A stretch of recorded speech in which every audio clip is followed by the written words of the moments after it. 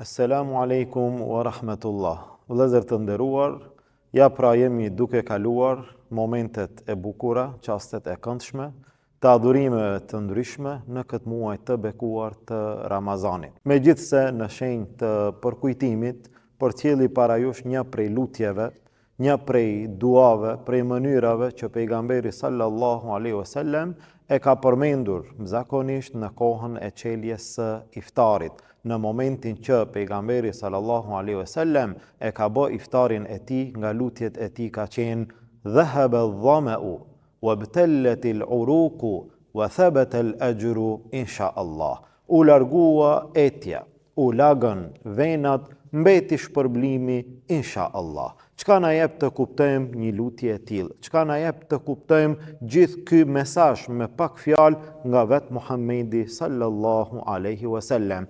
U largua etja, u largua uria, u largua lodhja, u largua çdo gjë. Agjeruam sot? Po, elhamdulillah. U larguan të gjitha, përfunduan të gjitha. Mirë po ngeli një gjë.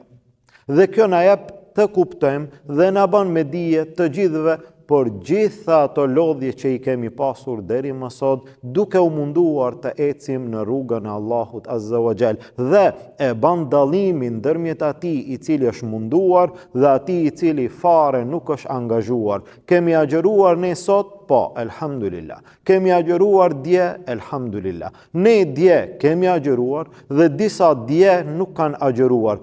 Ku është dallimi ndërmjet tyre? Sot, sonte, nesër, pasi të kalon koha, pasi të ngihemi, pasi të largohet uria dhe pasi të largohet etja dhe pasi të largohet lodhja, tash në këtë moment kur të ndalemi të pushojmë të gjithë, dikush ka agjeruar, dikush nuk ka agjeruar. Këta që kanë agjeruar, a do të mbeten të uritur vazhdimisht? Do të mbeten të etur kohë të gjatë? Do të mbeten të lodhur me vite? Jo, janë çaste të shkurta, janë momente të caktuara. Mirë po, lodhja kalon, etja kalon, uria kalon, gjitha kalojnë. Ne kemi agjeruar para 5 viteve, çka kemi mangu sot. Kemi agjeruar para 10 viteve, çka ndjehemi të lodhur sot. Gjitha kanë kaluar, ka ngelur një gjë. Për atë i cili është munduar, ka ngelur një gjë.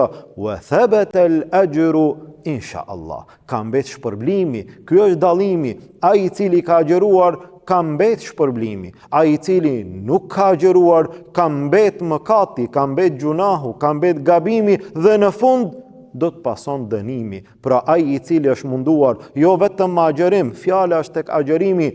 Edhe ai i cili është munduar që të falet, edhe ai i cili ka agjeruar, edhe ai i cili është munduar të lexon Kur'an, edhe ai i cili ka bë dhikr, edhe ai i cili ka bë umre, edhe ai i cili ka bë haxh dhe çdo kush që ka bë adhurime të ndryshme, lodhja kalon.